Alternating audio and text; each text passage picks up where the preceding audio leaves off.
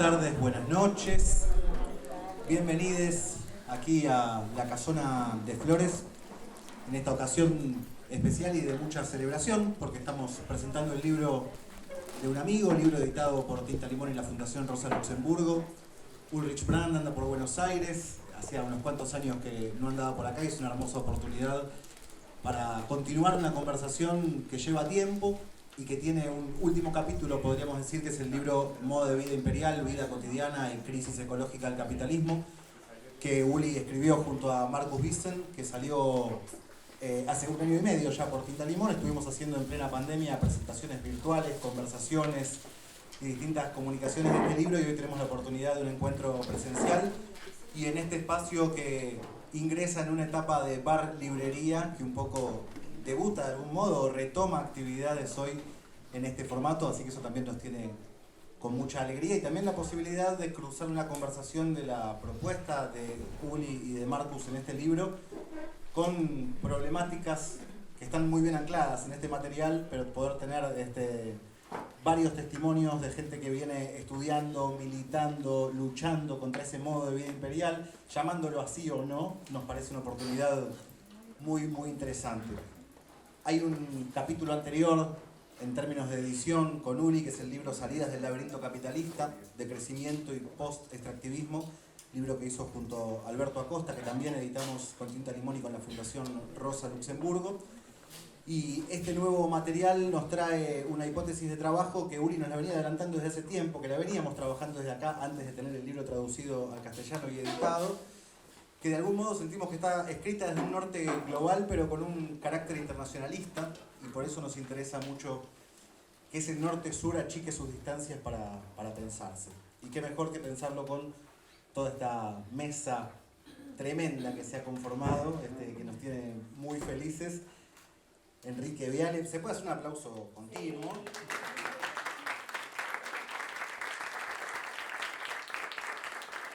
Bueno, Enrique Viale, ya haremos las mini bios correspondientes. Guni Cañas, desde Mendoza, de la lucha por el agua en Mendoza.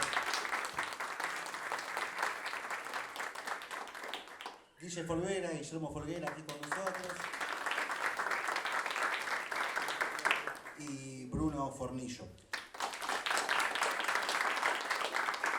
La querida Gabriela Mazú, que también iba a formar parte de este encuentro, bueno, tuvo un tema inconveniente del día que tal vez la hace llegar un poquito más tarde, tal vez no, así que, bueno, forma parte también del prólogo de este libro y era muy interesante poder escucharla. También pueden escuchar sus palabras y pensamientos en torno a Modo de Vida Imperial en el prólogo de este material. Una cosa que me había adelantado Gabriela, que me parece que a modo de apertura también sirve, es que le parece que Modo de Vida Imperial ya desde su salida, que es relativamente reciente, ya tuvo 3 etapas, ¿no? La del lanzamiento, la pandemia que resignificó muchísimas de las cosas, y este momento de tremenda aceleración pospandémica, podríamos decir, pero de tremenda aceleración de un colapso ecológico, para citar otro libro de la mesa, que se viene precipitando de manera aceleradísima. Bien podríamos pensar la situación rosarina hoy, ¿no? De los amigos y amigas, compañeros y compañeras de Rosario hoy durmiendo con el humo entrando por las ventanas, nos pone un síntoma sobre la mesa de algo que ya el libro nos venía marcando y que de algún modo en un tiempo muy acelerado vimos tal vez 3 etapas que nos hicieron resignificar muchos de los conceptos. La dinámica de este encuentro va a ser una exposición de cada uno de los invitados de aproximadamente 10-12 minutos. Uli también va a decir unas palabras al inicio, va a decir unas palabras al cierre después de la exposición de los compañeros que están aquí presentes, y luego se abre a quien quiera hacer alguna pregunta o comentario con respecto a lo escuchado. Ana María, de la Fundación Rosa Luxemburgo, si querés, por supuesto, decir unas palabras también. Bueno, gracias. Diego, no, cortito, la verdad, desde la Fundación agradecer a Tinta Limón por preparar esto, por siempre acercarnos estos proyectos para seguir pensándonos colectivamente, tal cual como es un prólogo, que es un prólogo colectivo, lo cual también habla ya del libro en sí. Gracias también a todos por estar aquí, a Uli por traer estas discusiones de vuelta a la Argentina, a todos los compañeros y compañeras en la mesa, y nada más decir que yo me quedo con unas palabras que hoy dijo una compañera con quien intercambiamos un rato, con Guni y con Uli a la mañana en la Fundación, y es que finalmente estos intentos de intercambios de seguir pensando cómo florecer en un planeta dañado, así que también siempre agradecerles a los compañeros que siguen aportando para ese pensar cómo florecer en este planeta dañado. Así que gracias.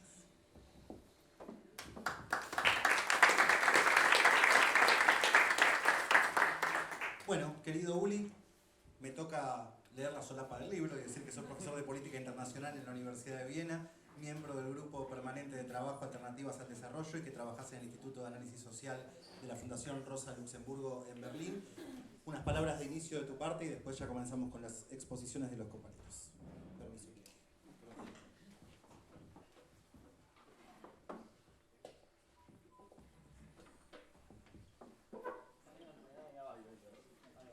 Gracias, Diego. Bienvenidos. Para mí es un gran momento con mucha emoción.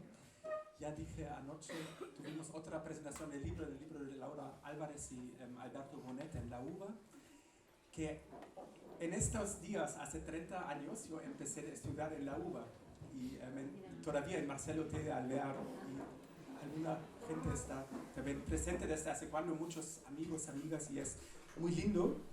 Y había desde entonces muchos reencuentros en la ciudad, colaboraciones intelectuales, políticas, también intercambios. Algunos de ustedes estaban en Europa y es realmente un lindo momento. Y es un gusto estar aquí en la Casona de Flores, presentar, discutir el libro. Y muchas gracias a Tinta Limón, Diego, el Chino, que hicieron la publicación, el apoyo de la Fundación Rosa Luxemburgo, Ana, Marcelo y Ángela. Mario Santuccio, creo que no está hoy, que publica en la revista Crisis una parte del libro, Gabriela y Bruno por la linda conversación que tuvimos hace un año y medio, yo me acuerdo muy bien, a modo de introducción, y ahora Guni y Guillermo por también participar en el evento. Bueno, ¿qué les cuento en 10 minutos? Sobre todo de crear la curiosidad después de leer todo el libro. El argumento principal, central, es el desafío analítico y político, como en crisis múltiples el capitalismo afirma su hegemonía. Es la pregunta que nos interesó a partir del año, nosotros de siempre, Marcus y yo, a partir del año 2008-2009 en la crisis financiera y económica. Y claro que tiene que ver con relaciones de poder, con intereses, con la acumulación de capital, con la geopolítica, pero también, es nuestro argumento, tiene que ver con la cotidianidad, con la vida normal que se constituye cada vez más en el uso de los commodities y también en el deseo de usar, de consumir, de vivir con los commodities. No es un argumento moralista, no es el argumento aún menos aquí en Argentina, que nosotros decimos a la gente, consumen menos. Esto vamos a discutir. Es más de entender una estructura de vida que nos da cierta atracción, pero también nos impone este modo de vida imperial, que es siempre el modo de producción y de vida imperial. La idea principal es que en la cotidianidad del norte global, pero también cada vez más en el sur global, pero yo hablo del norte global, el acceso normalizado mediante los commodities a la mano de obra barata y a la naturaleza barata de escala global, si usamos celulares, computadoras, vestidos, carne industrializada, coches, etcétera, etcétera. Esto, así se produce la vida y también el trabajo en la industria, en los servicios de la gente que trabaja en aerolíneas, en la industria automotriz, etcétera, etcétera. Este modo de vida imperial no es imperialista, que no es una estrategia desde arriba, sino lo imperial es de tener acceso a otros lugares, a otras relaciones sociales, al litio de Argentina, a la producción de carne o de la soja de Argentina, a esto que también son procesos sociales, que no es la soja, sino la soja estructura en Argentina una sociedad, las clases sociales, las relaciones de propiedad, hasta las relaciones de género, los dispositivos de una buena vida, del desarrollo, etcétera, etcétera. El modo de vida imperial significa, a diferencia que Kike y yo y otras trabajamos en el grupo más allá del desarrollo, el modo de vida imperial significa un buen vivir para muchos. El buen vivir es las cosas baratas, las cosas de China, los celulares, de manera muy ambigua. Que hoy necesitamos celulares, hoy mucha gente necesita un coche, pero también por falta de alternativas. Discutimos en la mañana con Guni y con un grupo muy interesante que la gente en el campo quiere coche y quiere carreras o quiere movilidad. Es una gran diferencia, ¿no? El capitalismo nos impone la automovilidad, nos impone cierta nutrición, entonces ya empezamos después con alternativas. Entonces, no solo somos cómplices, sino tenemos que ser cómplices. Sí, es una estructura que nos organiza la vida. Y otro argumento es,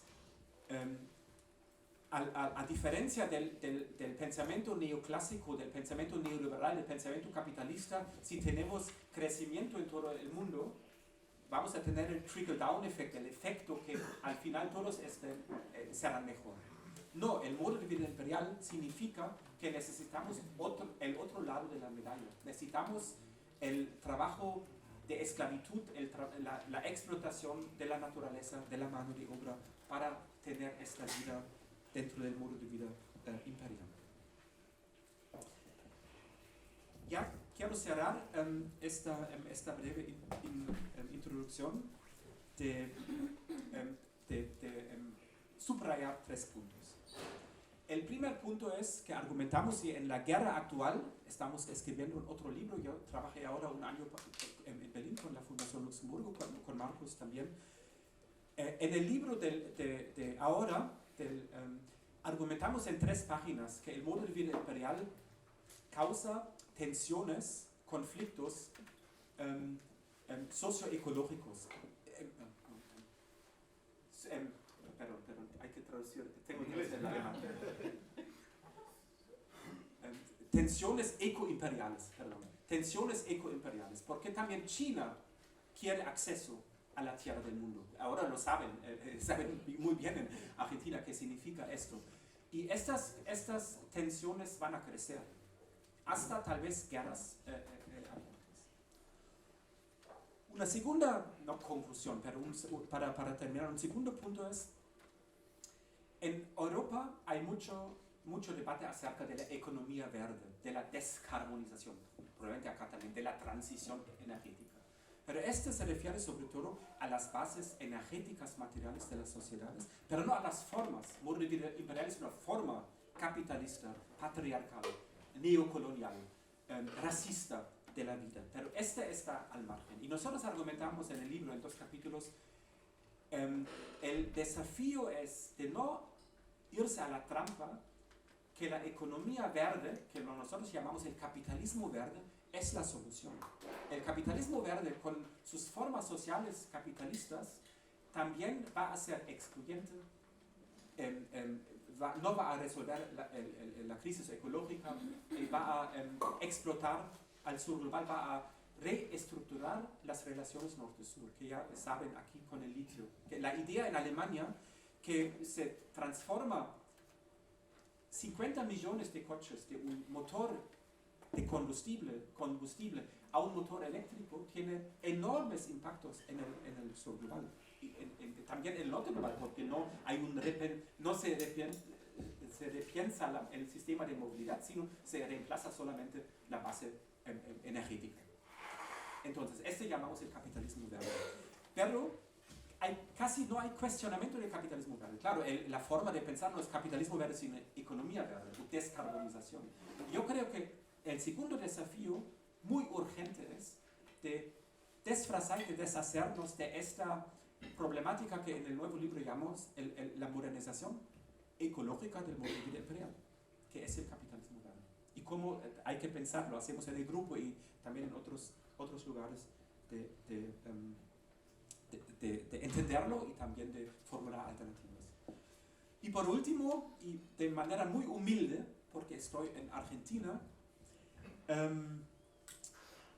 tratamos de entender con el modo de vida imperial no solo las estructuras de producción en Argentina, en América Latina, el extractivismo o el extractivismo verde, pero también cierta estabilización de las estructuras sociales aquí, de clase, pero también de clase media, aquí en Buenos Aires, que también tiene de alguna manera un modo de vida imperial. Otra vez, no para moralizar, sino en Buenos Aires tener un coche es imprescindible tal vez, pero también es un deseo muy fuerte y es una comodidad cotidiana, etcétera, etcétera. Entonces el modo de vida imperial también aquí es una práctica, es una promesa para muchos que no viven tanto el modo de vida imperial. En ese sentido es hegemonial, es ampliamente aceptado. Y para entender, para acercarse de esta manera, y los y las comentaristas saben mucho mejor de hablar sobre esto, este modo de vida imperial estructura estos dispositivos muy fuertes que también son dominación. El desarrollo no es para todos, el desarrollo fomenta una explotación tremenda en América Latina, en Argentina, fomenta o estabiliza las relaciones de clase, las relaciones de género, etcétera, etcétera. Yo creo que hay que entender que esta subalternidad, ¿no?, desde la perspectiva de dependencia, también se reproduce mediante el modo de vida, de producción y de vida imperial. Gracias por la atención.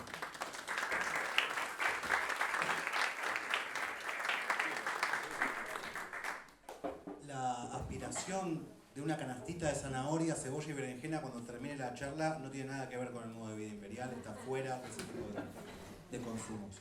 Bueno, la pregunta que propusimos a las personas invitadas es una pregunta muy básica, pero es ¿cuál es el aporte del libro a la agenda socioambiental y qué aportó a sus luchas y estudios cotidianos? Quique, todo tuyo. Bueno, ¿qué tal? ¿Cómo andan? Muy buenas noches. Qué linda casa, ¿eh? Muy linda casa, hermosa. Tenemos que usarla más, venir más. Bueno, gracias a la editorial, gracias a la Fundación por invitarme. Es un honor estar en el libro de Uli, que es un viejo amigo. Este libro aporta mucho, pero mucho. Nosotros el año pasado, que teníamos un programa de radio, hicimos una sección especial con el libro, incluso, ¿no? Con el libro Modo de Vida Imperial, contando ahí. Y lo interesante es eso, sobre todo por los debates que hay entre norte y sur, ¿no? Y la facilidad, voy a decir muchas cosas obvias, así que no, pero que me parece que también hay que reflexionar. Una es esa, ¿no? Hay como en América Latina hay una sensación permanente de que, bueno, y la excusa para mantener el extractivismo está relacionada con que, bueno, ustedes, el norte global ya se desarrolló, ahora nos toca a nosotros, no nos vengan a poner límites. Incluso con eso nos atacan permanentemente, ¿no? Dicen, ¿quién te financia? Mira que Roberto Fútbol, ¿no? No escuché.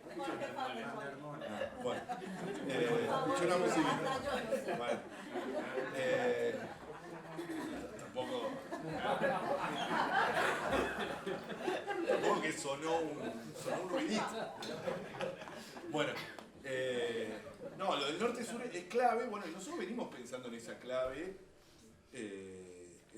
hace bastante tiempo. Primero para desarmar en parte o disputar ese sentido, y una de las cosas que está ahora con mucha fuerza, y que el libro nos ayuda a pensar eso, ¿no? De cómo cuestionar también de base este modo de vida imperial que es el que se quiere sostener y que está ganando la batalla, ¿no? La batalla cultural, ¿no? Todos queremos sostener eso. La crisis que existe a partir de la guerra con Ucrania, y con la crisis también socioecológica, etc., pone en vilo este modo de vida imperial, ¿no? Ese es el gran miedo que existe. ¿Cómo van a pasar el invierno los alemanes? ¿O cómo van a pasar? ¿No? Está ahí una preocupación de cómo vamos a mantener el modo de vida imperial. Y esto, que está muy marcado, crea como una nueva... Nosotros estamos hablando de colonialismo verde, ¿no? Colonialismo verde, que está muy relacionado con la economía verde, que tiene que ver con esto de que América Latina, o el sur global, no solo América Latina, África también, por supuesto, se convierte en una nueva zona de sacrificio, ahora en el altar, siempre hay un altar, ¿no? Antes era el altar del desarrollo, entre comillas, ¿no? El desarrollo que se entiende, ahora el nuevo altar es la transición energética, pero es la transición energética del norte global, ¿no? Ni siquiera la transición energética nuestra, ¿no? Y en ese nombre se están justificando la mayoría de los nuevos, o este neo-extractivismo, como queremos llamarlo, relacionado con eso, ¿no? Yo tenía acá unos datos, yo estaba mirando el celular no porque estaba tuiteando o algo así, sino porque tengo algunos datos. Sí, no, de Roberto Carlos.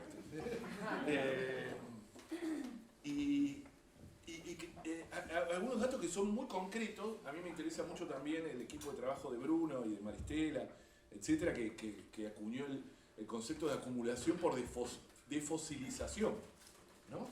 Que es también la nueva, ¿no? Es en nombre de la transición energética todo está justificado y ahora todo es transición energética.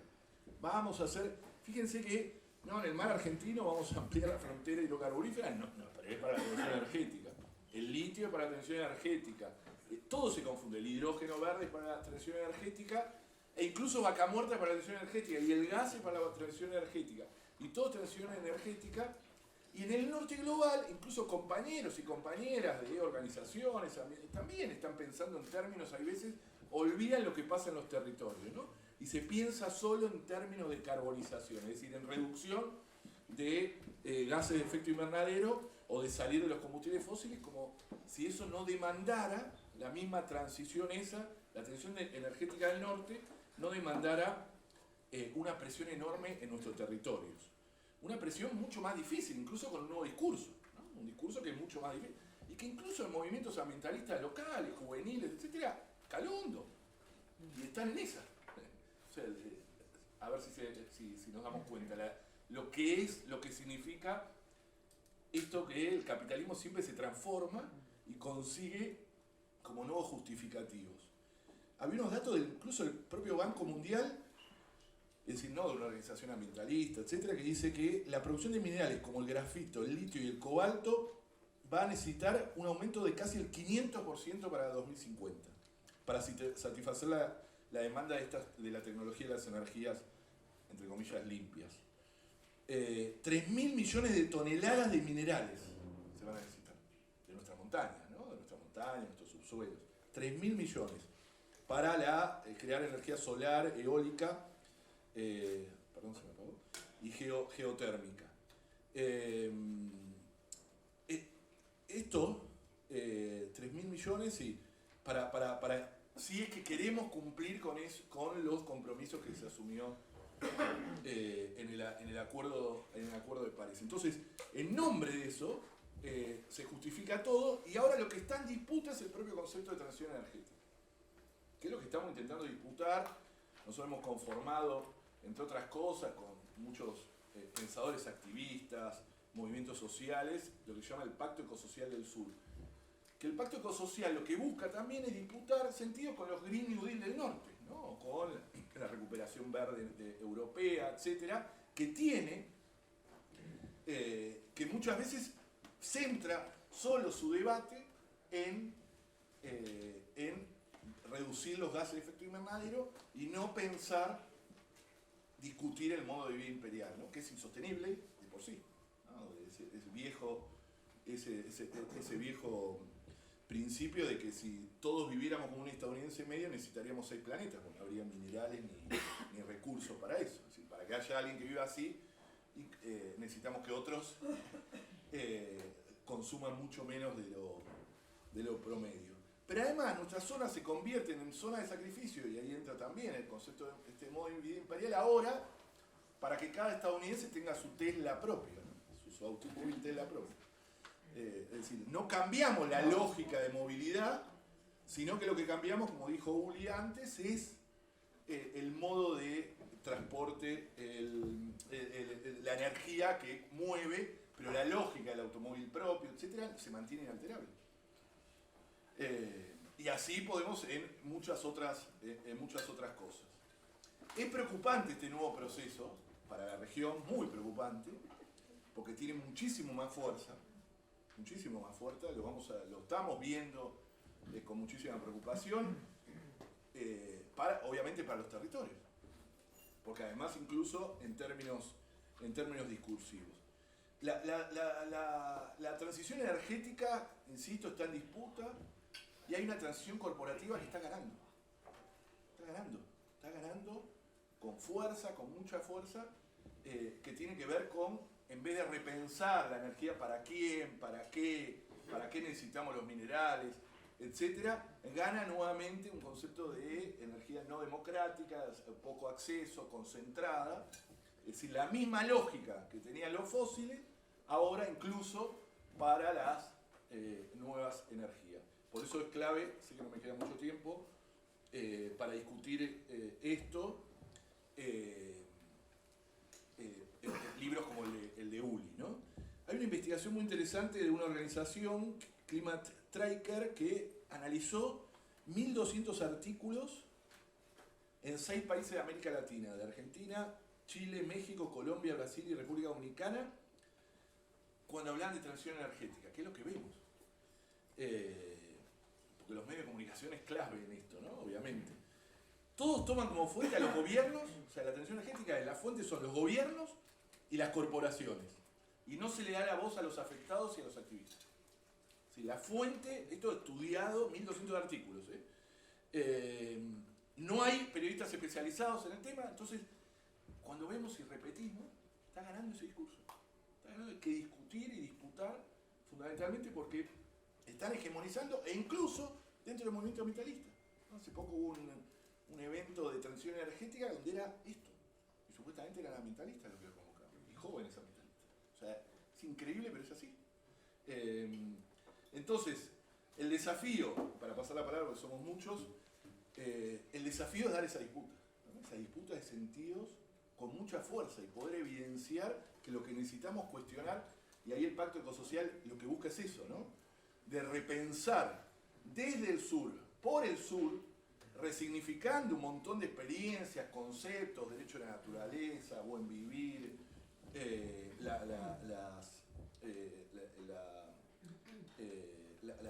las teorías del cuidado, etc. Todo eso, entre otras muchas cosas, para poder discutir y poder confrontar con este nuevo altar, insisto, de sacrificio que es esta transición energética. Así que bueno, le paso la palabra a Joaquín Borges.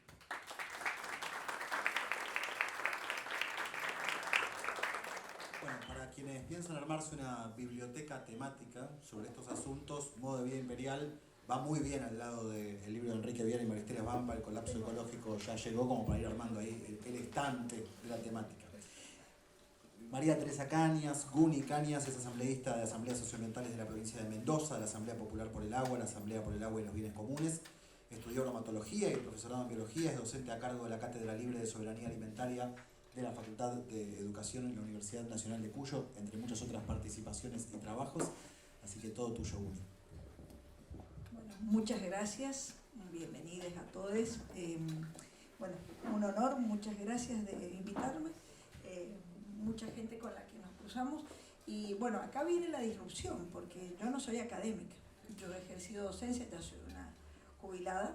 Pero justamente quiero rescatar que esto también forma parte de los disensos del modo de vida imperial que no te permite hacer. O sea, el modo de vida imperial es compartimentos estancos en que la academia anda por un lado y las cosas, la vida anda por otro. Y yo soy de las personas que andan la vida, y el ambientalismo nos ha hecho habitar lugares en que estamos todos juntos.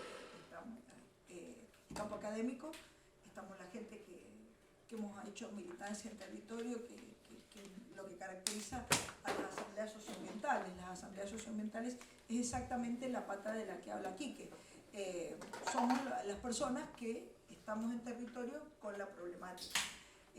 También importante decirlo en esta mesa, el rol de la ciencia digna, que es el rol de la ciencia unida en los territorios y preocupada por las cuestiones éticas y las cuestiones de la naturaleza. Nada, yo cuando leía el libro, lo leí cuando recién llegó, y ahora cuando lo releía, justamente con esto del impacto de la pandemia, con todo lo que resignificó el modo de vida imperial, me nace, bueno, pertenezco también a colectivos ecofeministas, en que lo primero que el título hace alusión a algo que es un precepto feminista: lo personal es político. Dice que siempre nos cuesta en esto de las decisiones, pensar en que el mundo académico y el pensamiento está por un lado y nuestra vida es otra. Y en realidad, esto que estamos acá, esto que somos fruto de un deseo creado por el mundo en que vivimos. Que casualmente, como bien decía Uli recién, el modo de vida imperial es también una cuestión impuesta. Los deseos, la forma en que nos vestimos y todo eso. Y es un precepto que uno lo termina viendo cuando se pone a estudiar. No lo puede percibir porque es como pez nadando en el agua. Y lo digo también desde el momento en que yo pertenezco a asambleas socioambientales, en que hemos tomado conciencia de todo esto, porque somos los territorios sacrificados. Es decir, yo soy habitante del territorio de sacrificio, en donde está naturalizado ese sacrificio. Yo vivo en Luján de Cuyo, que está una de las destilerías más grandes de la Argentina, en donde están los 2 diques que han embalsado el agua del río Mendoza, por lo cual en las comunidades huarpes y todo lo que está aguas abajo no está más. Y está todo naturalizado. Y lo que pasa es que hoy estoy teñida de todo lo que debatimos en la mañana, que fue largo y arduo, y justamente algunas cosas que me nacieron, y que lo digo también porque, bueno, fue pensar el rol del cuidado. Hemos sentido en la época de que los territorios son avasallados en este ultra extractivismo, sentimos que nos están tocando algo grave, que es el lugar donde vivimos. Y es así que nacen las luchas socioambientales. Las luchas socioambientales, hoy también lo hablábamos, no son centrales. Es muy difícil militar estas cuestiones en los lugares centrales. Es muy difícil en Mendoza capital, es muy difícil en una capital federal. En Mendoza el movimiento asambleario nace como nació en toda la Argentina, en los lugares periféricos. Nació el movimiento socioambiental, es incipiente en la época de los basureros nucleares que se quisieron poner en Gastre, que después tiene un impacto en nuestra constitución. Y bueno, y eso a su vez tuvo impacto en Esquel, y después lo de Esquel tiene impacto en Mendoza. Y se da efecto contagio porque sentimos que nos están avasallando los territorios. Y aparte los temas se van multiplicando. Es como, y en este momento estamos cual tenistas que te están peloteando todo el tiempo. Estamos realmente en el límite. Y bueno, lo digo también porque ha pasado que hemos estado con un tema por vez. Nosotros empezamos con el tema de la megaminería, y en Mendoza por suerte lo pudimos atajar, en el sentido que no nos pasó lo de San Juan. Esto es el que gana, toma los medios de comunicación, y ese es el discurso que se impone. Y en Mendoza hemos estado con la megaminería, con el fracking la llevábamos ganando, pero bueno, cuando esto pasó, muy difícil el agronegocio mendocino, que está muy vinculado a algo tan glamoroso como el vino, los problemas inmobiliarios, las represas que están tan legitimadas con esto de lo renovable y lo verde. Siempre te van a vender que las represas son algo maravilloso.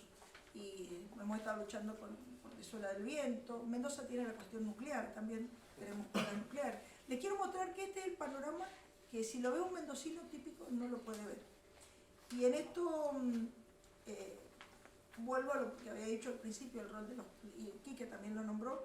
El libro de Uli resuena en... Yo lo iba leyendo y decía, pero esto tal cual nos está pasando. Es decir, es como que nos estuviera mirando.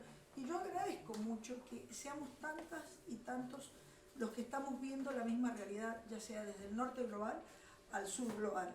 Y eso para mí es muy importante, que no... Por ejemplo, yo a Uli no lo conocía, no me pasó lo mismo, pero sí, Quique, sí a Guille, sí a Bruno, y a Maristela y toda la gente que estamos acá en los cuidados de los territorios. Y yo sentía, hoy le contaba a Uli, le digo, yo sentía que vos eras el que había escrito algo unido, bueno, también con los textos de Guille, los textos tantos que han escrito también acá, Quique con la Maristela. Hay mucho de que la intelectualidad pone en palabras todo lo que nos pasa por ahí muchas veces en el territorio. Y bueno, nos falta también, estamos todo el tiempo atajando penales. Y contarle esto porque los cuidados del territorio son los mismos cuidados de la corporalidad. Y acá el rol de las mujeres, porque los territorios avasallados por el extractivismo es territorio donde masculinizado, en donde la lógica patriarcal y la lógica avasalla todo eso. Y eso está muy bien narrado en el libro de Uli. Está muy bien narrado todo el avasallamiento, todo esto de hoy que estábamos luchando con los autos, y yo decía, es central.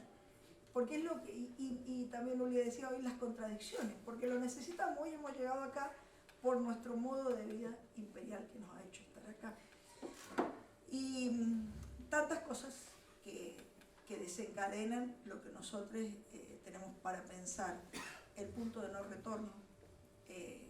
Bueno, hoy discutíamos la mirada colapsista del movimiento ambiental, mirábamos la radicalización hacia donde va el mundo, que también forma parte de la estructura social a que vamos cayendo, es a donde el modo de vida imperial nos ha llevado. Los medios de comunicación, de incomunicación, o hijos de pauta, que nosotros le decimos, le gustó, yo sabía que le gustó, hijos de pauta. Sí, el fin de la era del petróleo, no sé, hay muchos términos muy duros, el colapso mismo, son términos que digo que nos resuenan como terminantes y sin embargo para los territorios, para lugares que hoy, por ejemplo, poniendo el tema del litio, avasallado, los lugares han secado ríos, han secado todo esto. ¿Qué se puede decir de un territorio que nosotros somos donde el modo de vida imperial está? Y es muy difícil también porque yo vivo en Ciudad Capital, estar en los lugares y hacerle ver a la gente que eso mismo que vos pedís es lo que está causando el desastre. Yo no quiero extenderme mucho más, solamente contarles que estamos tratando de esto que también Uli nos propone, los contornos de un modo de vida solidario. Él habla de eso. Y bueno, de la asamblea habitamos un poco de eso, porque son el pensar y el sentir colectivo, que se aprende solamente cuando habitas esos lugares. Y por eso celebro que estemos en esta casona tan hermosa, que permite este encuentro, que permite que seamos las voces diversas, permite que pensemos de otra manera la naturaleza. Y bueno, acá al lado con el Guille, que somos mis biólogos los dos, también recuperar algo grave, es decir, nada, hemos perdido la biología del ser humano. Hoy hemos hablado también de eso, de que hemos perdido, es decir, ¿por qué tenemos que explicar tantas cosas políticamente? Somos seres vivos. ¿Cuándo vamos a entender que somos uno? ¿Cuándo vamos a entender que somos hijos de la... Carl Sagan lo decía, somos hijos de las estrellas. Es decir, somos producto de una evolución humana de 200.000 años siendo Homo sapiens. Y hemos sobrevivido sin todo este modo de vida imperial. ¿Cómo nos van a correr con este modo de vida imperial cuando somos seres vivos que necesitamos nada más y nada menos que agua y necesitamos lo mismo que nuestras hermanas y hermanos plantas y nuestros hermanos? Y para eso, yo digo ahí el rol sensible que nos ha, este modo de vida imperial nos ha avasallado, la espiritualidad y el sentirnos parte de la tierra.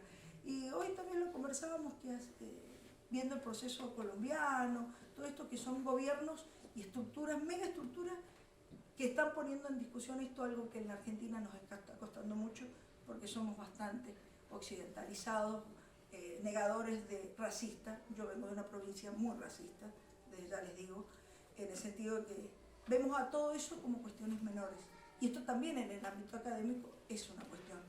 Las razones que nos unen a la naturaleza están puestas en discusión. O sea, tenés que ser un intelectual y con razones poderosas para poder discutir un gobierno, no podés ser un indio con tus razones para discutir. Y eso es un modo de vida imperial. Eso nos sitúa. La discusión se hace racionalmente, no, loco. No todo es ración. Si nos hemos olvidado que somos mucho más que eso. Estas son las cuestiones que se ponen en discusión en este libro. El modo de vida imperial es un deseo y el modo en que habitamos el mundo. No nos olvidemos que somos historia, y Luli narra muy bien una historia de capitalismo, pero hay mucho más para decir, que somos capitalismo, somos patriarcado, somos todo eso, pero eso se armó hace 10.000 años. Nosotros, los seres vivos, tenemos mucha más historia y pudimos florecer sin todo eso. y no quiero romantizarlo, pero solamente cuando te vienen a correr con que no vamos a poder vivir sin el celular. Y yo creo que hoy se me rompe el celular, lo tengo hecho bolsa, es decir, sí puedo vivir sin el celular, no puedo vivir sin agua. En Mendoza tenemos lugares sin agua, y lo tenemos. Entonces, ¿cómo vamos a correr esa gente? Los territorios corridos por el litio, Vaca Muerta, San Juan, no sé, lo que está pasando en Rosario es directamente la segunda ciudad de la Argentina corrida por el humo. Es decir, ¿qué colapso no ha sucedido ya en la soja, con los agronegocios y los agrotóxicos? Entonces digo, no nos queda más que el libro de Uli, entenderlo, que para que suceda todo lo que está sucediendo, el modo de vida imperial está entre nosotros y es un desafío, ¿no? Hoy estábamos más preguntas que respuestas, pero por lo menos para empezar a cuestionarlo es un buen inicio. Así que muchas gracias.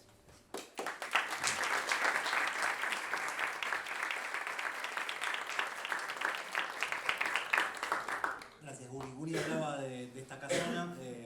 Esta casona tiene mucho que ver también con la gestión del Centro de Formación Profesional 24, la Escuela de Oficios que está acá en la esquina, que de alguna manera toma lo público para pensarlo desde perspectivas comunitarias también, para insuflarlo de otras lógicas, podríamos decir, y entre otras cosas también para formar parte editorial de este mundo, porque una de las formas que puede adoptar una escuela pública es hacerse una editorial independiente, y esa editorial independiente ha editado el libro del compañero Guillermo Folguera, aquí presente. Ese libro se llama La ciencia sin freno, de cómo el poder subordina el conocimiento y transforma nuestras vidas. Así que al lado de Modo Vida Imperial y al lado del libro de Maristela y Quique va el libro de Guillermo Folguera también.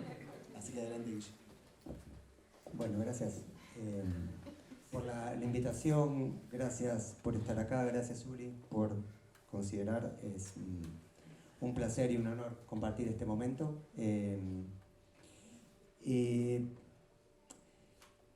Diego leyó una pregunta que, adelanto, no voy a responder, y pensaba en estos días que estaba pensando qué compartirles en ustedes en este ratito, cómo una obra, cuando es una buena obra, tiene un montón de lugares de entrada. La cantidad de cosas que se pueden decir de este libro y leer la obra en diferentes... Claro, vieron que a veces nos pasa que volvemos en otro momento de la vida a una obra y parece que fuera algo distinto. Entonces estaba tratando de dialogar con el libro de Uri estos días, sin ningún ánimo exhaustivo, tratando de ver, bueno, qué puede dar, si entro por la clave geopolítica, la parte ambiental, la parte de producción, problematizar estos modos de vida imperial. Y en un momento les voy a leer algunas cositas chiquititas, también con ánimo que después me den el 5% de las ventas, pero bueno, después lo negociamos, pero no, porque creo que vale la pena, en serio. Y en un momento me topé con esta frase que dice, porque de este modo se pierde de vista que el Estado, lo entre comillas, el sujeto que supuestamente controla la política, también entre comillas, no constituye un posible polo opuesto, sino un momento esencial para garantizar el modo de vida imperial. Y entonces pensé y dije, es un buen momento para discutir Estado. Digo, no tenemos acá en el público a Milei, no tenemos a Larreta, estamos entre compañeros y compañeras, que tenemos diversidades también hacia adentro, discutamos Estado. No porque crea, reitero, se entiende, no porque crea que el Estado es el único factor acá, pero digo, es una buena oportunidad para por lo menos ver cómo dialoga con el libro y con este encuentro uno de los aspectos fundamentales. Y entonces avancé en el libro de Uri y traté de ver qué podía verse en clave de Estado, ¿no? Con vistas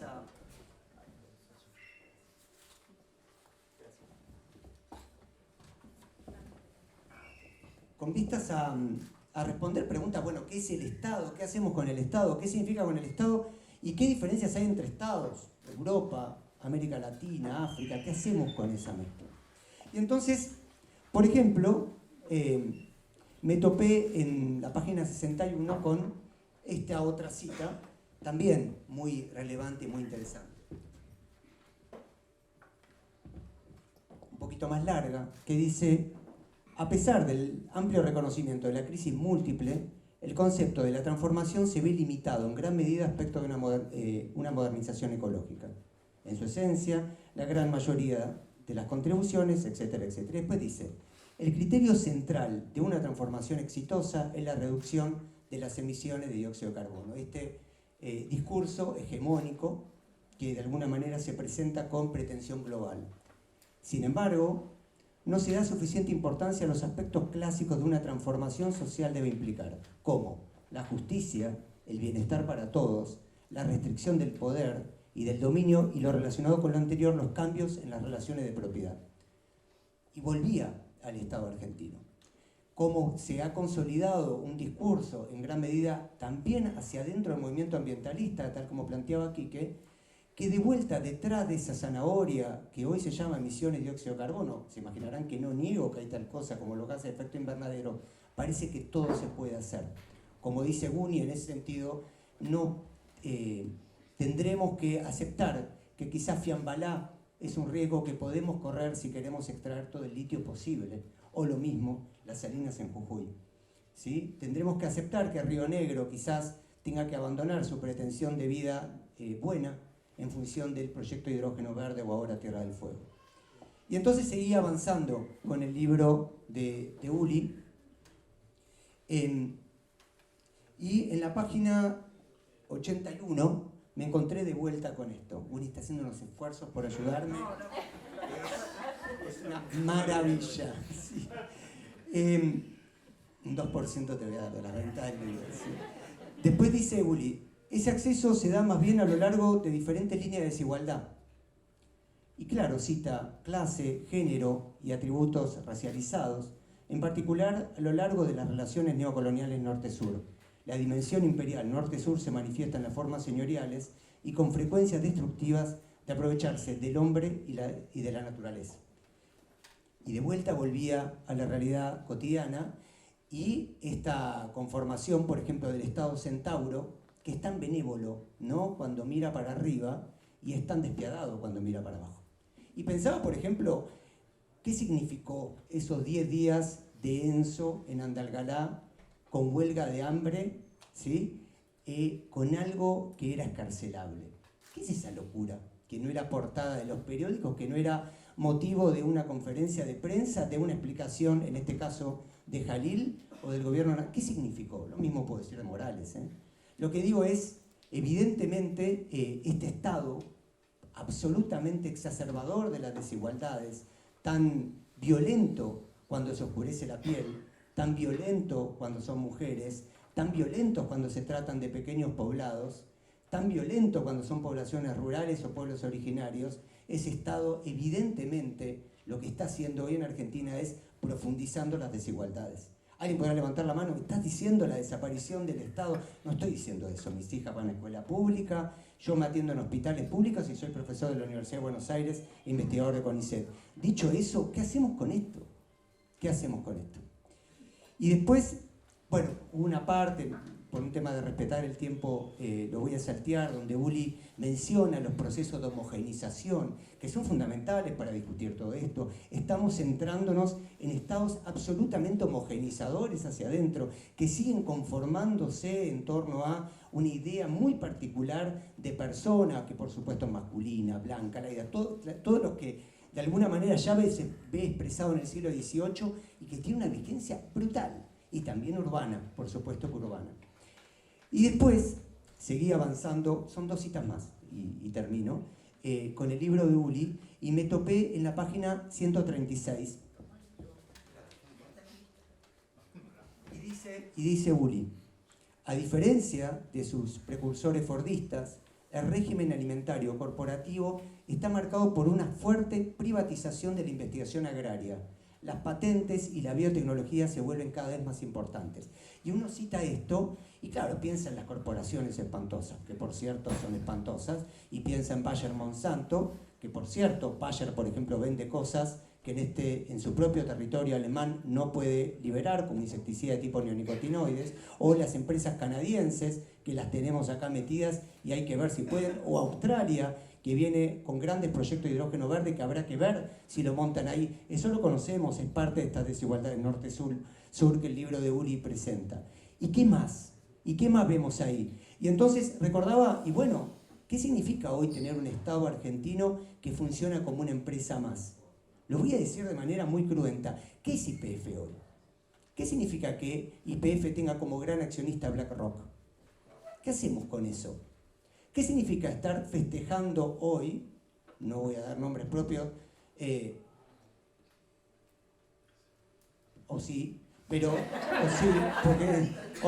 pero digo, ¿qué significa que una referente, por ejemplo, como Peretti, al cual respeto, festeje el trigo HB4 diciendo que es creación del Estado argentino, porque hay un 40% de acciones que tiene CONICET, un 30% la Universidad Nacional del Litoral y un 30% Bioceres? Y dice, por fin el Estado argentino genera el trigo. ¿A quién favorece el trigo HB4? ¿Qué significa que festejemos que Grocopatel, Huergo y Sigman tienen documento argentino? ¿Cómo estamos festejando eso? ¿Qué pasó con la creación de un Estado capitalista, todo lo que quieran? ¿Qué significa un Estado que hoy lo único que hace es garantizar ciertos intereses de grandes corporaciones y festejar cuando eso se llama documento argentino? La última cita de este recorrido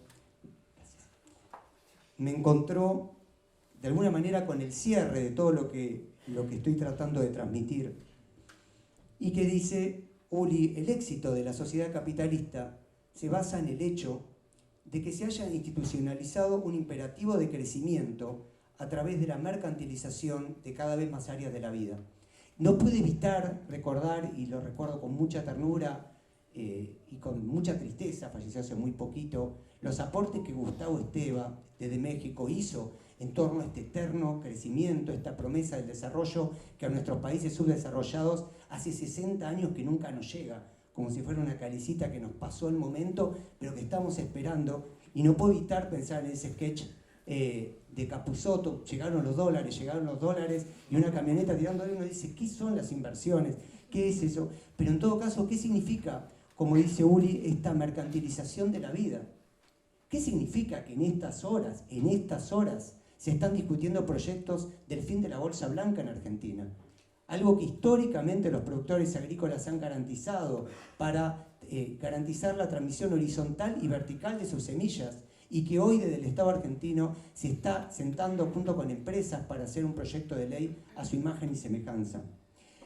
Y pensaba, y voy entrando a la parte final, que cómo se vincula esta mercantilización de todos los ámbitos de la vida con algo que presentó Buni recién, de asumir la multiplicación de territorio de sacrificio a lo largo y ancho de nuestro país.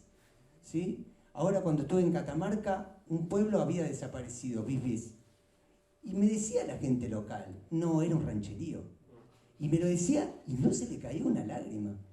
Dejó de estar el río, se secó el pueblo y el pueblo se perdió. Y el proyecto Pueblo de Sacrificio, Territorio de Sacrificio, no es una metáfora.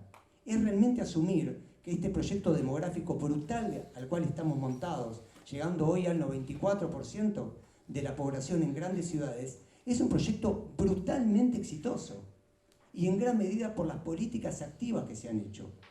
Por supuesto que le tengo miedo a Milei, pero le tengo, créanme, mucho más miedo a naturalizar un escenario absolutamente brutal, cotidiano que están y estamos viviendo. Y así, como hemos puesto que gran parte del territorio argentino hoy es de sacrificio, tenemos que asumir que nuestras grandes ciudades hoy son sustratos sin territorio. Vivimos en un Buenos Aires que no tiene territorio, no tenemos anclaje territorial. Tenemos que reconocer que han sido muy exitosos en esta cuestión de que vivimos sin territorio.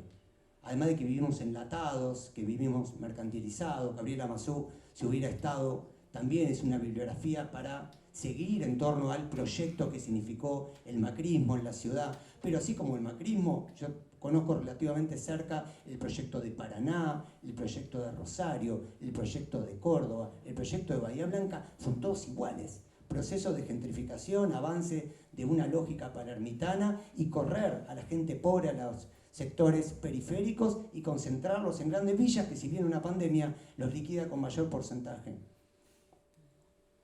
Cierro con 5 cositas chiquititas en torno al Estado. El libro de Uni pone en un lugar central la cuestión geopolítica internacional y la diferencia entre estados. entre el primer mundo y el tercero. También, y si se me permite, el cinismo brutal de un primer mundo que ubica el tercero como su patio trasero. Pero también hagámonos cargo del Estado argentino. Los transgénicos entraron en América Latina exclusivamente por el proyecto brutal que se dio en Argentina. Y reventamos Paraguay. Nadie se va a hacer cargo nuevamente de haber reventado Paraguay, pero Argentina reventó Paraguay.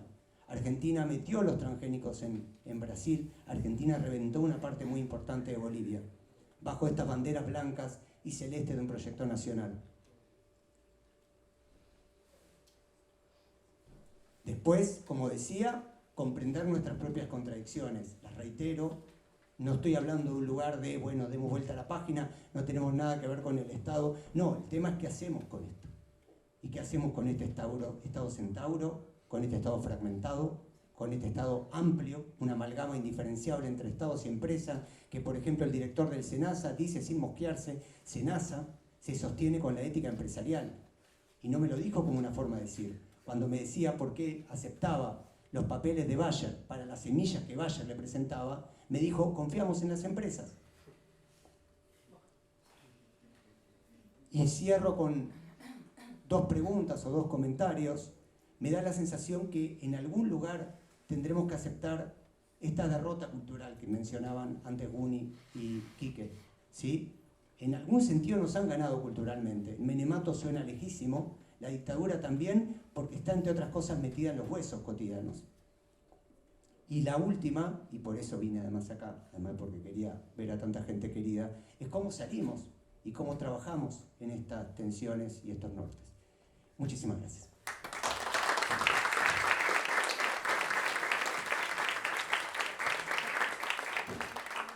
Gracias, Guillermo. Yo tengo que vender cosas, perdón, pero... La tapa de este libro es un collage de Franco Bifo Berardi hecho en pandemia. Franco Bifo Berardi, filósofo italiano que también tenemos la suerte de editar en Tinta Limón, compañero de colección de Ulrich Brand en la colección Nociones Comunes. Y este collage que hizo en la pandemia para intentar tranquilizarse haciendo un poco de arte forma parte del arte de este libro, y nos gusta un poco también comentar ese cruce en este material. Bruno Fornillo está por aquí, doctor en Ciencias Sociales, investigador, historiador y docente. Entre sus principales temas de estudio están los recursos naturales, la energía y la geopolítica en Sudamérica. Puedo decir también flamante docente del diploma Mapa de Guerras de Tinta Limón en Claxo, así que, profesor, bienvenido. Bueno, muchas gracias por la invitación, una alegría estar acá. Una alegría escuchar también, sobre todo porque comparto el diagnóstico, ¿no? Realmente recién escuchaba y efectivamente no sé si les sucede a ustedes, pero a mí sí me pasa que veo la realidad argentina tremendamente exactamente como él la describía, o sea, es patética la realidad que estamos atravesando, ¿no? Y entonces empezaría un poco por el final. Estaba hace poco escuchando a Lazzarato y él decía, ponía en primer plano el concepto de la guerra.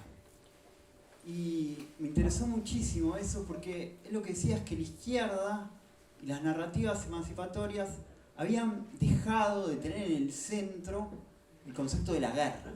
Y que en realidad el comunismo del principio del siglo XX sí, en cambio, tenía una idea muy clara de cómo pensar la guerra, ¿no? El leninismo, Gramsci en Italia, cómo pensar la guerra y cómo la izquierda pensaba la guerra, ¿no? Y a mí eso me resultó tremendamente atractivo porque efectivamente me parece que no solamente se trata de una guerra que está por venir, sino que es preciso que nosotros también tengamos una suerte de nuevo concepto de guerra, ¿no? O por lo menos a mí me despierta esa necesidad. El texto de Uri, hay algo que, como recién mencionaban, vieron que uno cuando lee, de repente le gusta encontrar cosas que quisiera pensar, quisiera decir, pero la lee, y entonces siente como una especie de afinidad lectiva, ¿no? Y dentro de eso, la idea del modo de vida, a mí me resultaba muy atrayente como no venía Uli con cuestiones simplemente de economía, de política, sino que ponía en el centro la cultura, ¿no? Algo que no es tan usual.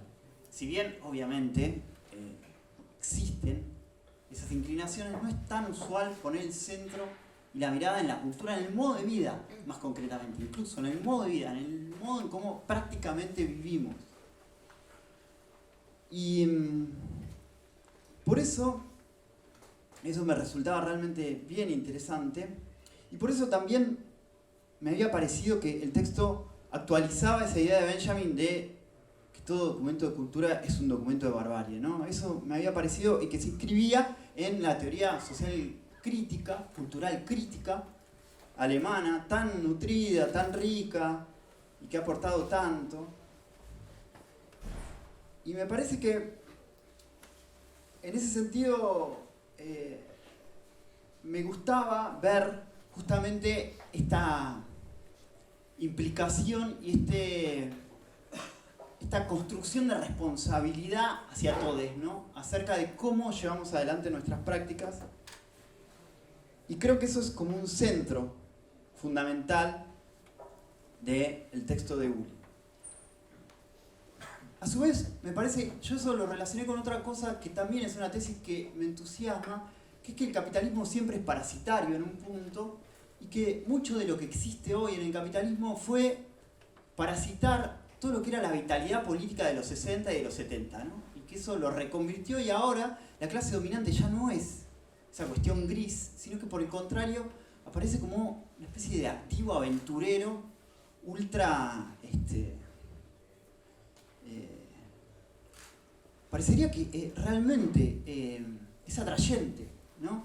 Vivir como vive la clase dominante, ¿no? Ya no es que no desea, al contrario, es como un hiperdeseo, ¿no? Un hipergoce, ¿no? Entonces, en ese sentido se apropió de nuestra cultura, de los 60 y de los 70, que era nuestra, ¿no? Y a su vez, lo que creo que muestra muy bien el texto de Uri es que nos introyectó esa porquería que es el liberalismo individualista consumista, ¿no? También nosotros de repente empezamos a querer consumir, o sea, como si se hubiese dado una doble torsión, ¿no? Ellos se volvieron mejores y nosotros nos volvimos peores, en un punto, todo a causa de ellos, ¿no? Obviamente, pero me parece que esa torsión está como presente en la actualidad y descripta en el libro claramente. Entonces, también otra de las conclusiones, porque yo preparé para 10 minutos, me dijeron 10, 12 minutos, entonces una idea traje. Es que me parece que hay una tarea también que presenta el libro, que es como, bueno, esto lo veo yo así, ¿no? Por ahí no lo ven todos así, cualquier cosa lo charlamos. Pero la necesidad de pensar como tarea, ¿qué sería una cultura proletaria activa y disruptiva hoy, ¿no? Así como nosotros tenemos que apropiarnos del concepto de la guerra, también me parece bien necesario como crear otras prácticas, crear una cultura subalterna, radicalmente diferente, independiente, ¿no? Que se sustraiga justamente de esa cultura dominante, pero que a su vez lo rade, ¿no? Y a su vez vuelva a ser vital, ¿no? Y a su vez no esté como siempre atada a esas especies de tríadas del prestigio, el poder, el goce, ¿no? Que es como la huevada que el capitalismo ofrece todo el tiempo, pero que sin embargo nadie puede sustraerse con la suficiente fuerza. Pero no porque es una cuestión moral o individual o personal, sino porque se trata de una cuestión de prácticas, ¿no?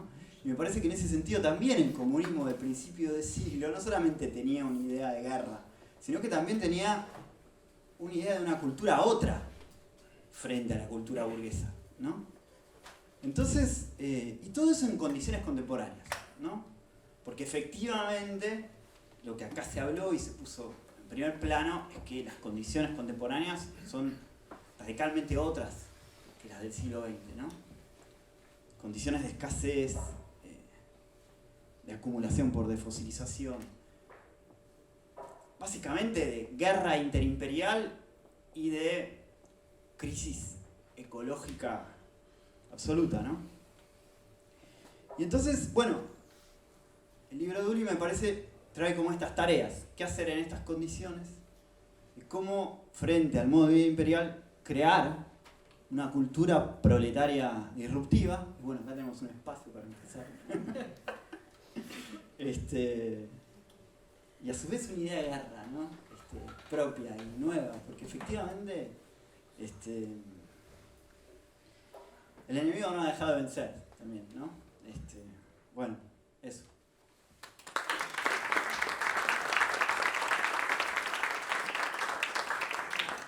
Bueno, si no tenían nada que hacer el fin de semana, hay que reconfigurar el deseo a partir de mañana.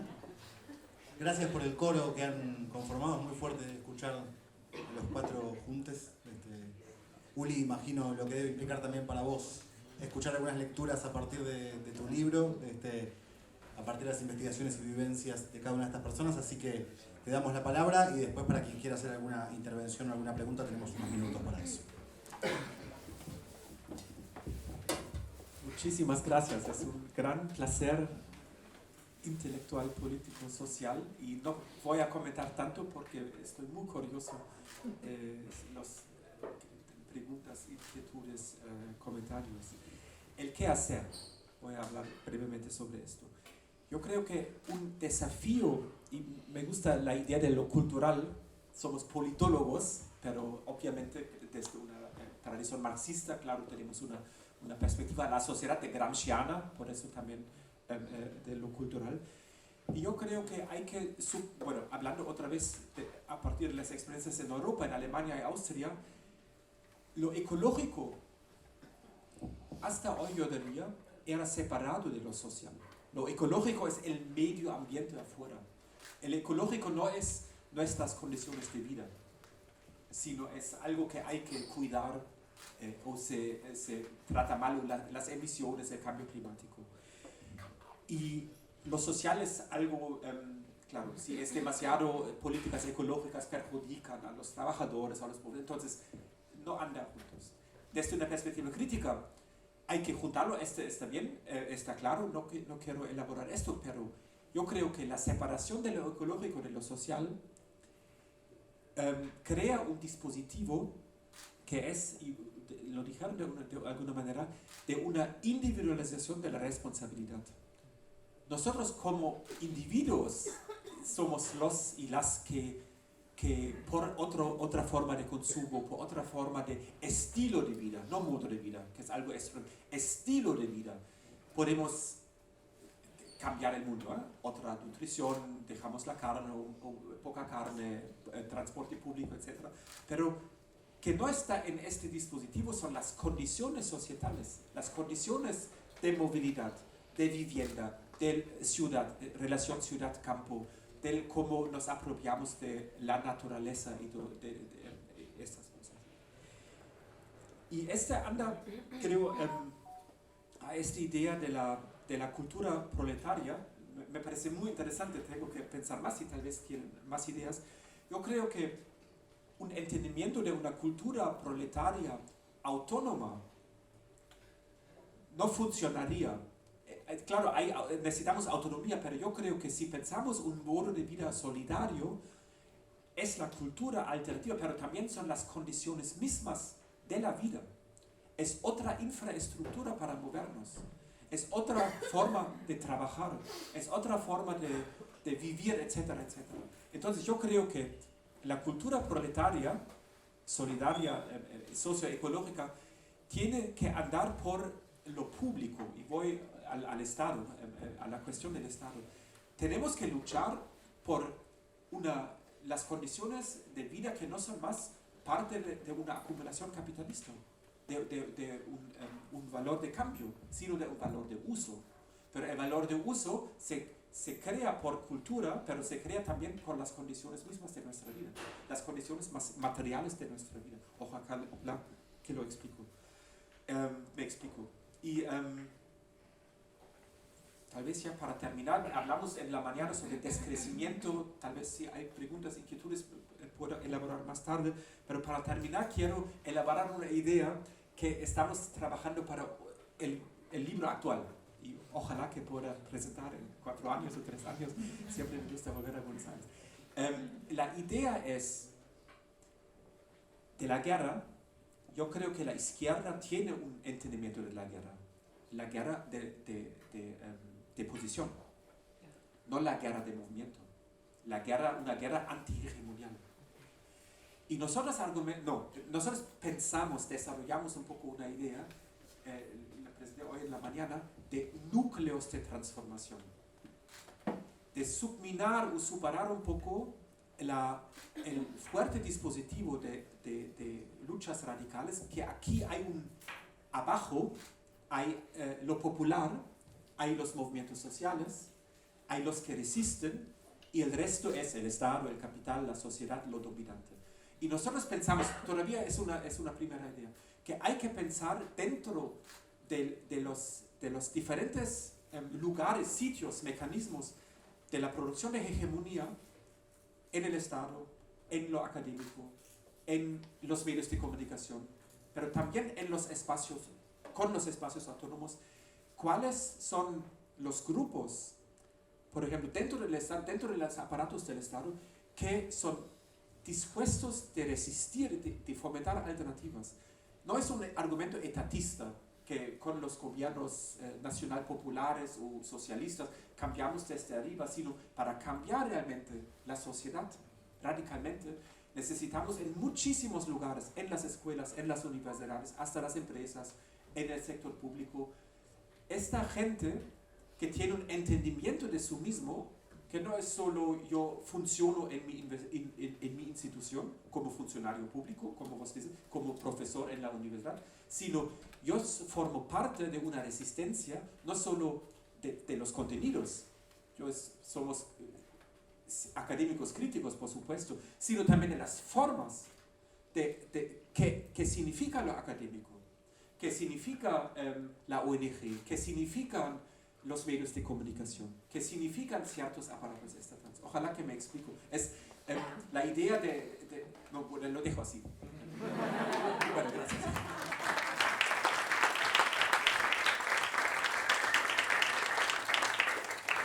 Gracias, Uli. Bueno, antes de abrir las preguntas, decirles por supuesto que el libro de Uli se consigue hoy acá, junto a todo el catálogo de Tinta Limón y otras editoriales amigas, distribuidas por La Periférica, que también es parte de este entramado que hace posible este encuentro. Y hacerles ya 2 invitaciones más para próximos encuentros, donde estos ejes siguen apareciendo desde otros puntos de vista, posiblemente. El 26 de agosto, acá mismo, viernes 26 de agosto, va a estar el filósofo japonés Jun Fujita Hirose de nuevo en Buenos Aires, y vamos a presentar este libro, Cómo imponer un límite absoluto al capitalismo. Es una pregunta, Jun no lo sabe, pero lo vamos a estar presentando aquí. Vamos a estar también otra actividad que ya se enterarán, más relacionada al cine, que es otro tema de investigación y estudio de Jun. Y después que tenemos la Feria del Libro de Flores, la 3ª edición de la Feria del Libro de Flores, el sábado 17 de septiembre de 15 a 22 horas, acá justo en Morón y Artigas. Hacemos como una cuadra y media de corte, con más de 100 editoriales, con distintos productores y productoras de economía social, así que nos vamos a encontrar ahí también con un espacio de infancia funcionando en esta casa. Así que hay una linda oportunidad de ver experimentos sociales, económicos, que estamos llevando adelante con esta Feria del Libro de Flores el 17 de septiembre. Bien, quien quiera realizar una pregunta o un comentario, bienvenido sea.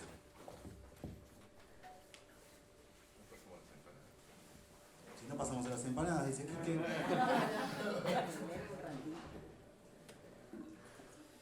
Pero no, ¿a qué te referías con esa pregunta por la guerra? Y construir un relato desde las izquierdas o una idea de guerra. ¿Por qué pensabas, digamos, en el marco de las ideas del libro, cuando reflexionabas sobre eso? No, hay que preguntarle a Lazarato eso más que a mí, o sea, porque realmente lo escuché de él, por eso lo mencionaba él, pero me resultaba absolutamente atractivo eso, o sea, lo escuché esta semana y él me parece que viene teniendo como una reflexión, también es otro libro que publica acá Tinta Limón, acerca de la guerra en particular, ¿no? Y sobre todo, él lo que viene diciendo es que directamente ataca el postestructuralismo francés así abiertamente, ¿no? Cosa que no creo que gane buena prensa con eso, porque bueno, hablar mal de Foucault y demás. Pero lo que dice es que Deleuze, incluso, toda gente que yo quiero, digo, ¿no? Pero que pusieron el centro en la cuestión de la producción, ¿no? Y de que no tomaron en cuenta lo que tenía que ver con un poco la guerra como concepto y como necesidad, ¿no? Y entonces remitía por eso a el comunismo de inicios del siglo XX. Y a mí eso me resultaba realmente interesante, básicamente porque, para decirlo muy rápidamente, yo veo que en la izquierda argentina, y sobre todo también el gobierno, hemos perdido un poco el antagonismo. O sea, lo perdimos. ¿Dónde está el antagonismo? Digo, lo perdimos, no sé.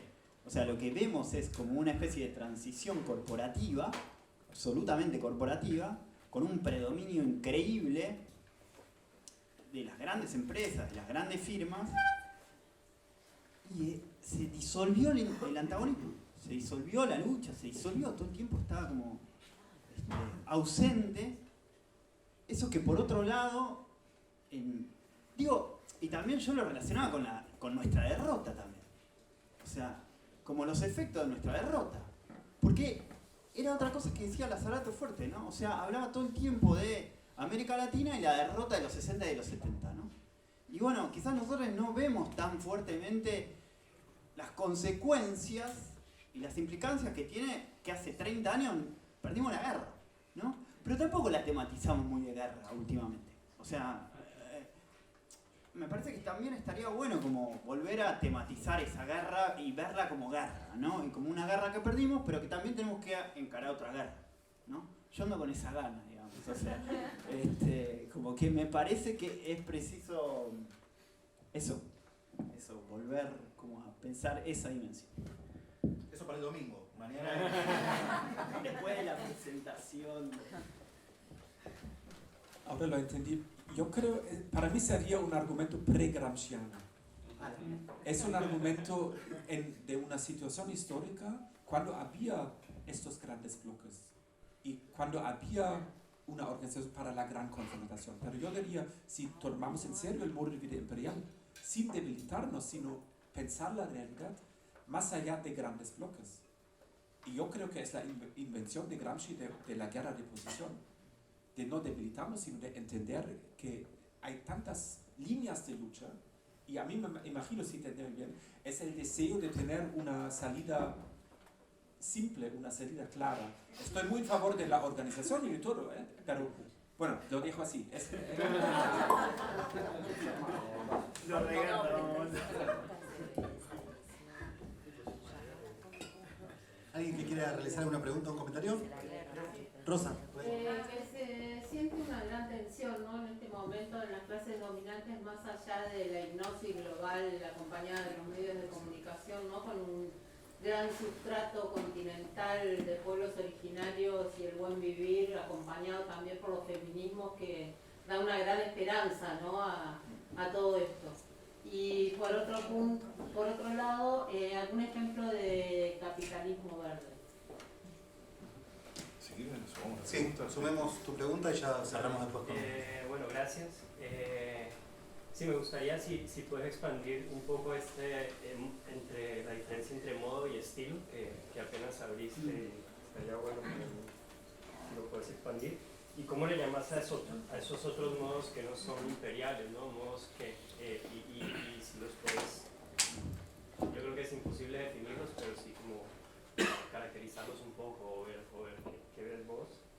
Y Aguni, quería preguntarle por la espiritualidad. Vos mencionaste la espiritualidad y la dificultad de entrar en estos temas en la academia, entonces si puedes también expandir. Bueno, para mí un ejemplo del capitalismo verde es, como ya dije, la idea que en Alemania podemos reemplazar 50 millones de coches con motor combustible a 50 millones de coches con motor eléctrico. es capitalismo verde, que tiene con todas las implicaciones que Kike y otros acá describieron. Es una dinámica y realmente es hegemonial. Hay poca discusión crítica a este proyecto. Y también Muro de Vida Imperial es de invisibilizar activamente o de hecho las precondiciones de la vida, de donde venía dicho. Aquí es muy claro, pero en Alemania no, en Alemania es una cuestión del mercado mundial. Porque hay la plata y las empresas BMW y Volkswagen ahora invierten en Alemania en baterías por la competitividad. Ahora las baterías se producen en China o en Asia. Entonces es la cuestión de la competitividad, pero de dónde viene está ausente. También en los verdes, con los verdes del gobierno. Es impresionante. El muro y el estilo. Estilo de vida bueno, en alemán por lo mismo, en la discusión en inglés, es un estilo que viene del marketing, que yo deseo otro coche, otra marca, otra forma de vestido, el estilo de vida un poco alternativo de clase media, alternativo de clase alta, conservador, socialdemócrata orientado hacia arriba, conservador un poco, la gente se cuida por el vestido, etcétera, etcétera. Hay los milieus, se llama. En Alemania hay estudios de sociología que son 11 o 12 milieus, ¿no? Y depende del ingreso, depende de la educación y depende de cómo yo me ubico en el mundo, y la expresión es mi consumo, mi casa, mi coche, etcétera, etcétera. Y el modo de vida, y lo discutimos también en el libro, diferenciamos entre estilo de vida y modo de vida. Y el modo de vida es una estructura. Y nosotros no por callar hablamos en un singular. De hecho, hay modos de vida, por supuesto, pero el modo de vida es una estructura que tiene manifestaciones muy diferentes, por supuesto. Hay estilos de vida, hay si quieren, modos de vida ya alternativos. Dije en la mañana, en Viena, hace 6-7 años, la propiedad de los coches descrece. Mis estudiantes, la mayoría de mis estudiantes no tienen coches ni tienen interés de tener un coche. Tenemos un buen transporte público, claro, la gente que vive en el campo necesita tal vez el coche para llegar a la ciudad. Entonces, esas son manifestaciones muy diferentes, pero el argumento central es que todas estas manifestaciones diferentes son expresiones de un modo de vida imperial. Pero con muchas diferencias, y ahora ya voy al modo de vida solidario, también con experiencias de alternativas. Si la gente empieza masivamente de no usar más el coche en Viena, son decisiones individuales y por suerte hay muchos, no comer más carne, industrializar, etcétera, etcétera. Pero como modo de vida solidario tiene que ser una condición, no es solo la decisión individual. Y es importante, argumentamos con Pierre Bourdieu, el habitus, que el mundo se pone en el cuerpo. Y es muy importante que más y más gente quiere algo alternativo, como todos aquí en la sala. Pero una cosa es querer algo, empezar de hacer algo diferente, pero la otra cosa es una perspectiva macro de tener también la condición de vivir en el campo, también aquí en Buenos Aires o afuera de Viena, de no necesitar más el coche. Que hay un transporte público, como ya dije, barato, rápido, o un taxi colectivo, ¿no? Que reduce esta dependencia, también el deseo, pero también la dependencia y al final la práctica de usar un coche. Y también modo de vida solidario es un modo de producción solidario que significa de reducir la producción de los coches en Alemania y Austria a 10%. Pero ¿de qué hablamos? Hablamos de una reducción, ¿no? Yo no hablo de una austeridad ecológica, yo creo que descrecimiento que no es la gente tiene menos. No, descrecimiento es deshacerse del imperativo capitalista de crecer, acumulación de capital, y después pensar otro modo de bienestar. Descrecimiento no es de tener menos, de hacer menos, sino de vivir bien, pero de otra manera, con transporte público, con una buena comida, alimentación sana, con viviendas buenas, etcétera, etcétera. Esos son elementos. Nosotros tenemos en el último capítulo, es como no un listado, pero son diferentes elementos, pero el argumento central es la subjetivización, es la práctica misma, una práctica masiva, que no son algunos espectros alternativos, son importantes, nichos son importantes, pero ¿cuál es el potencial de un nicho, de una práctica de nicho, de generalizarse, de ser vivible para muchos demás? Y así vamos a las condiciones societales, a las condiciones otra vez de movilidad, de nutrición, de vivienda, etcétera, etcétera. Y reconocer que las prácticas, algunas ya se cambian y otras se cambian porque hay ciertos pasos donde realmente, por ejemplo, una ciudad, siempre digo, de Viena o de Berlín, liberada de coches, liberada de no tener, la gente no tiene más la coerción, la necesidad de usar el coche. Por supuesto vamos a tener coches de emergencia, etcétera, etcétera, y también vamos a tener taxis, pero no es más de referirse necesariamente al coche. Son condiciones subjetivas y condiciones objetivas.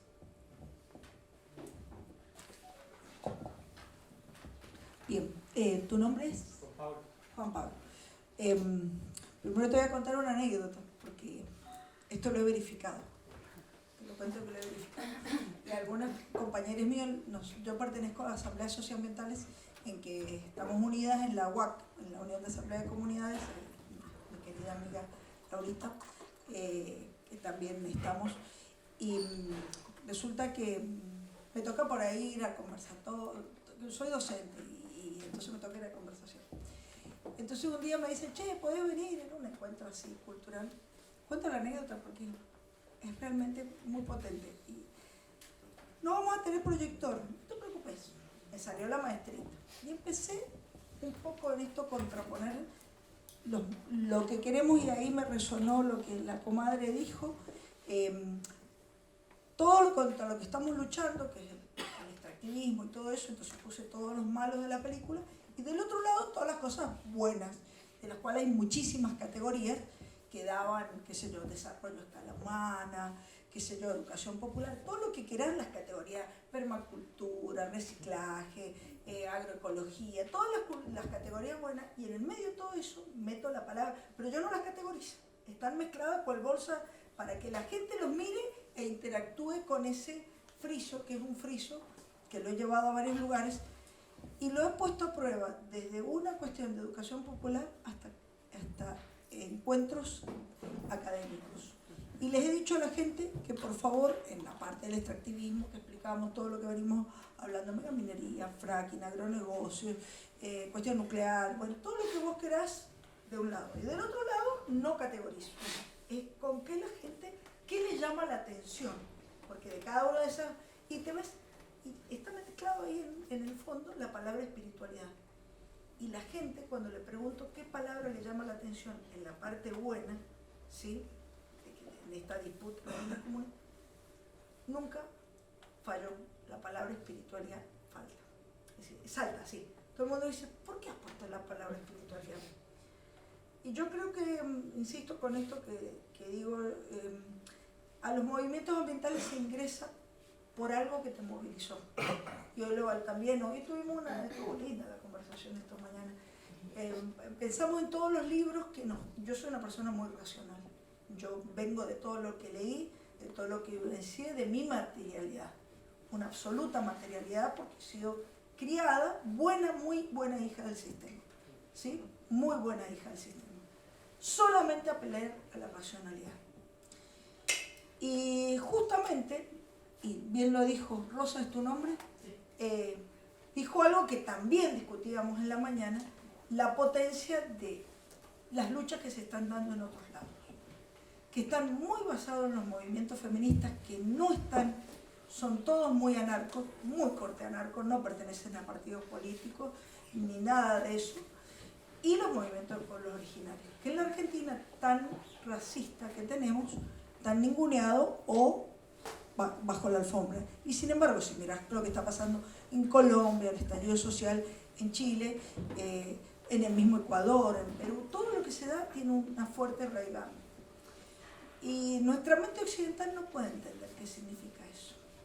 no puede entender qué significa habitar un territorio desde un modo de vida no imperial. Yo conocí gente que no conoció, hoy lo comentaba también en un encuentro, estuve con unos compañeros de Bolivia que no conocían, no habían conocido hasta grande la moneda. Imagínate qué niñez tuvo una persona que no conoció la moneda. Solamente conoció el trueque y solamente vivió de lo que necesitaba. Yo me imagino su subjetividad, armada en base a eso. Y lo digo porque también trabajé en el campo con comunidades huarpes, en que había reunión de comunidades huarpes y decían, hoy tenemos reunión de comunidad. Y lo único que hacían era llegar, que era todo un tema llegar, porque la dispersión de territorios es grande, y discutir un tema. En cambio nosotros tenemos la dimensión de la eficiencia. Tenemos, hoy trabajamos, cuidamos hijos, qué sé yo, y a la noche tenemos una asamblea. Y hay que sacar rápido los temas. Y todo con racionalidad, porque tenemos que ir a pelear. Y lo digo porque es una reconfiguración de hasta la estructura mental y una reconfiguración importante. Y lo digo porque estamos educados, y hoy también lo hablábamos, con la teoría de las inteligencias múltiples hablamos de que tenemos muchas inteligencias, cada vez descubren más, no sé, ¿viste? Todas esas, de las 7 básicas ahora aparecieron más.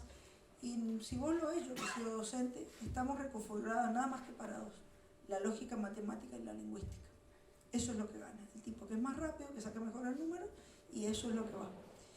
Y no podemos ni entender de qué se trata. Yo lo digo, yo hablo en primera persona, y yo lo hablaba también con Uli, que frente a estas personas que se sientan a pensar, yo soy como la aplicación de la teoría, porque yo he sido docente y de todos esos libros leí un poquito, no la cantidad de libros. Y sin embargo me siento muy racionalizada. Yo fui educada por eso fue una muy buena educación del sistema. El sistema me educó para solamente pensar. Y en realidad tenemos que reeducar desde la academia a que la persona tenga rabia. El zapatismo le llama la digna rabia. Y la rabia es que te duele acá. Entonces, ¿qué vas a la universidad? A que pase lo que dice el Guille.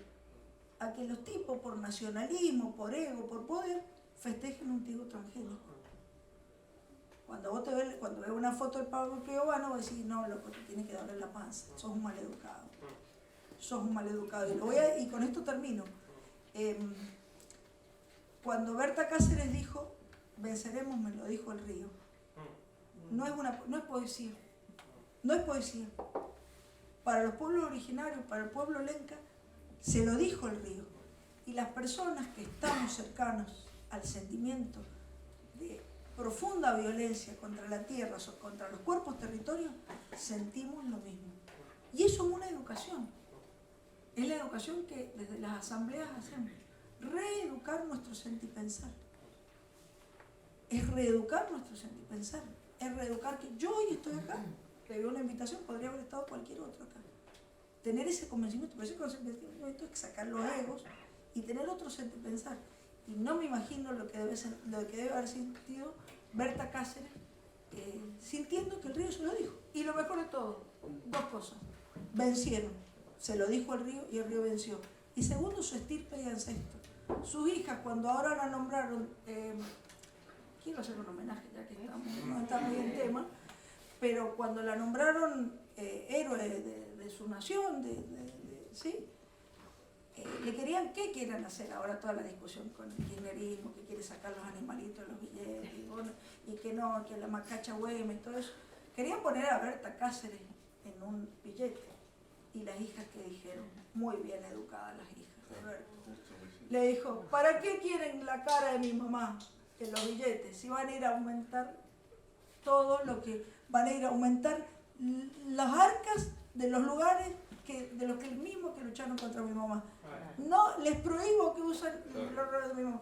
Fíjense qué claridad la gente. Entonces, ¿desde dónde estaba hecho? De acá, de la tripa. Una tripa bien educada en un buen sentipensar. Buena tarea nos queda. Y voy a decir una cosa porque habitamos muchos lugares, la permacultura tiene mucho que ver con esto, con sentir la tierra, con habitar de otro modo. Y la otra vez escuchaba un tipo que me lo hacía escuchar mi profe de yoga, decía, que se llama Bruce Lipton, y dijo que la animalidad, todo esto, cuando éramos esto que éramos, esa evolución que fuimos durante 190.000 años, absolutamente todos éramos animales, y que empezamos a pensar que había algo más allá, y empezamos ahora, vieron la teoría ahora de que este hallazgo turco en Turquía, que parece que hace más años que empezamos a darnos cuenta, y hace 12.000 que han encontrado más allá de Stonehenge, y pensando que ahí vimos la trascendencia. Entonces decía que la gente vivía con los ánimos, para cuando éramos más animales, cuando éramos, y lo digo el animal, lo digo con mucho respeto, los dioses, nosotros éramos dioses. Después vino, el Bruce Lipton lo dice con un grado de poesía precioso, después dijo que cuando vino el monoteísmo, cuando vino el politeísmo, los sacó de nosotros. Ya no fuimos más, los dioses no estaban en nosotros. Quedaron ahí en un panteón y ahí fueron. Y después llegaron las religiones monoteístas, y no solo que las sacaron de nosotros, y el endioseamiento, lo parte de Dios que nosotros tenemos. Ojo, soy una persona agnóstica, póngale el Dios con minúscula, por favor. Esa parte de Dios quedó allá afuera y arriba. Entonces, fíjate nuestro desprendimiento, seres profundamente espirituales, profundamente arraigados con la tierra, profundamente ancestrales, que es una ancestralidad que hemos perdido, terminamos tirando la espiritualidad a la basura. La materialidad, este modo de vida imperial, ha tirado nuestra propia esencia humana y espiritual a la basura. Entonces, si no nos queda reeducarnos, gente, así que muchas gracias, porque el libro de Uli exactamente lo que hace es eso, poner en juego esta materialidad que nos hizo desechar lo que somos. Gracias, Virginia.